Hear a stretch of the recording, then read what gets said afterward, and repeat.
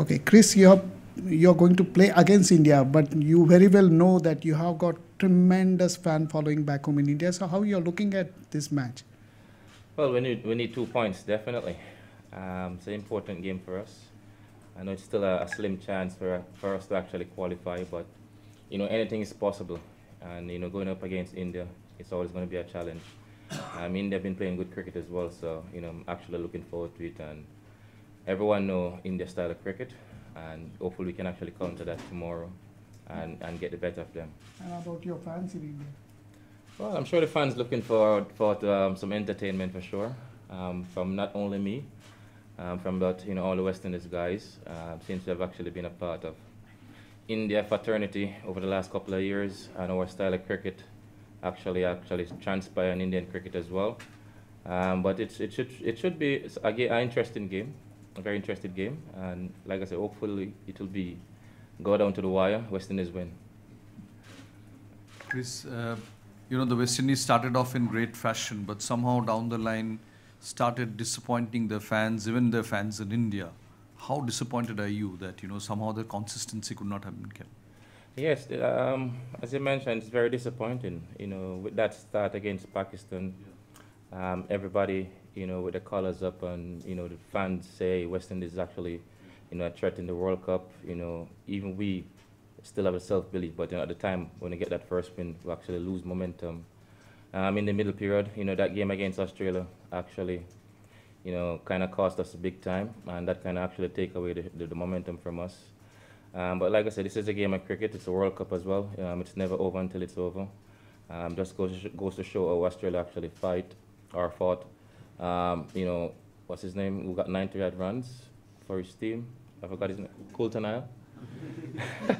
So he actually came and take the game away from us when we were actually cruising at that particular time. So it's just one of those things, and I said hopefully these youngsters can use these things as a learning experience, and whenever these times occur again, we don't make those same mistakes. Chris, here, wanted to know that another 3 matches. Your career for West Indies will end. Like, if you look at your international career, your best times was not the best time of West Indies cricket, but you did your best. So, as you look back at your career, like how satisfied or sad you are, and where do you see yourself among the pantheon of West Indies greats? Where do you see yourself? I'm definitely up there. I'm definitely up there with the greats, without a doubt. Like I said, enjoy each and every moment of West Indies, playing for West Indies. Like I said, it's still not the end. Still have a few games to go, and maybe another series to go as well. So who knows? We'll see what happens. But like I said, it's been, it's been a lot of ups and downs. I gotta say, and I really enjoy each and every moment. But we share some quality moments with some quality players as well.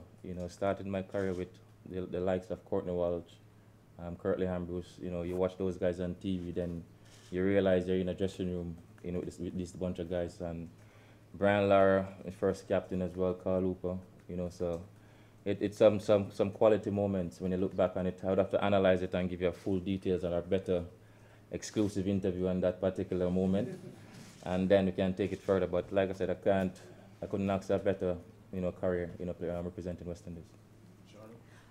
Chris, what has your advice been to the younger batsmen who are the ones who seem to have struggled at the World Cup, whether it is Darren Bravo, not got as many runs, or the opener, been as consistent as the team would have wanted? What are your impressions and your sort of interactions with them been like?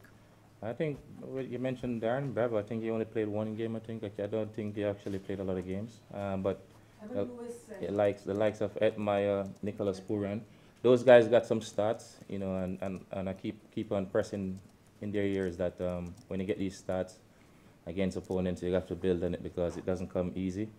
You're going to find difficult time in your cricketing career where you're going to be struggling for runs. So when you do get those sort of stats, you have to convert these 50s into 100s, and be consistent as much as possible as well. So that was my words to them.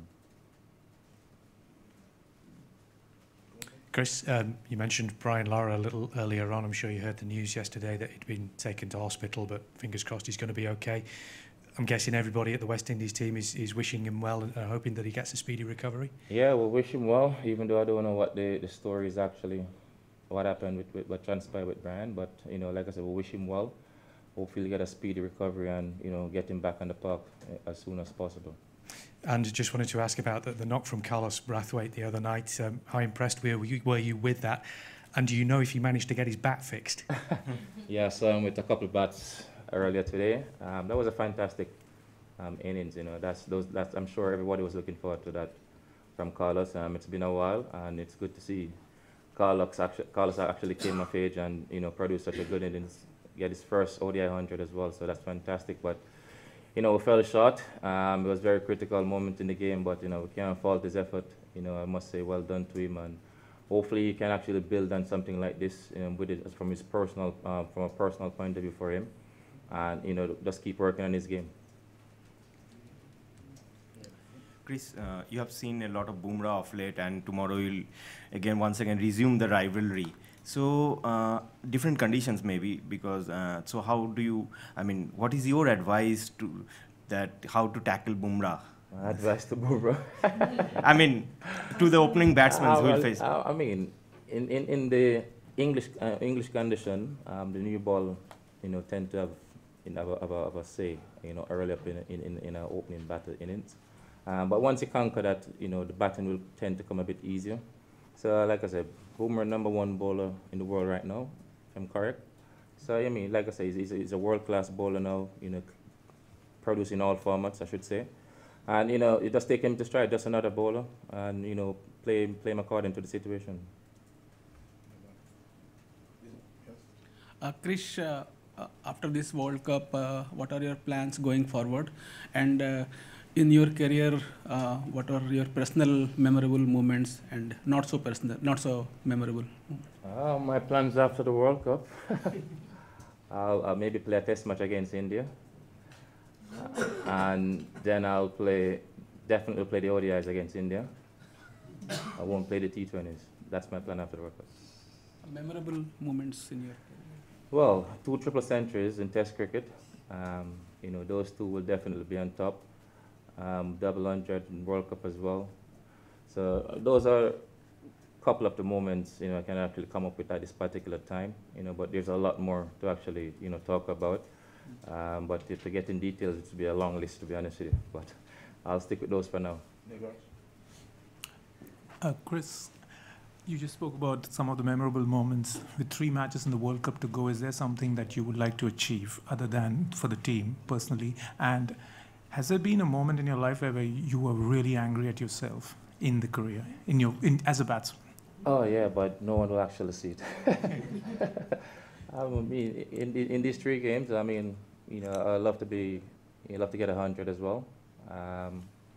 But if it doesn't happen, I can't actually, complain or be too hard on myself. I've actually achieved a lot, but what I really wanted was actually to be in that playoff. What I really wanted was to be in that final 4, and then anything could have actually happened, and then to be able to get my hands on the World Cup. So we'll see what happens. What makes you angry? I don't know, really. I'm not a hungry person, really, unless you trouble me. Final question? Alexis, then the final one over here. Cramps, of course, in the past year, I feel like people have become, more excited about the way West Indies cricket has been going. They've shown some really good times. Anybody in this current squad or makeup of the West Indies, because Jason's spoken about how you're kind of like a good co-captain there, to have anyone that has impressed you or you're expecting any big things from that could possibly be a mini universe boss? A mini universe boss, that's a serious name, eh? Exactly. Like I said, there's definitely the future bright for West Indies cricket, without a doubt. The likes of Nicholas Pooran, Edmire, his name has been called in all formats of the game so far. Just for these guys to actually believe and build on these things. And the quicker they can learn as a youngster, trust me, it will be much, much better for them within their career going forward. But, Pooran, his work ethic, I must commend Pooran work ethic. It's fantastic for a youngster to actually just come into the team. And he's going to be a world beater. I I don't know if this is what Nicholas Pooran is going to be a savage youngster. Trust me on that one. And like I said, Bravo has been around for some time, but Shea Hope as well. They definitely have a big part to play in West Indies cricket. He's a guy who will actually maybe be a future captain as well. So he's got to start to think down that line as well. So it's something everyone just have to rally around each other, to be honest with you. The final one, Chris, you've obviously played a lot against MS Dhoni and this Indian team. Were you a bit surprised by the way Dhoni went into a shell against Afghanistan in the last match? Honestly, I didn't watch the game, seriously. I didn't watch the game, so I can't comment on the legend. Okay, Chris, thank you very much. Cheers, guys. Appreciate it.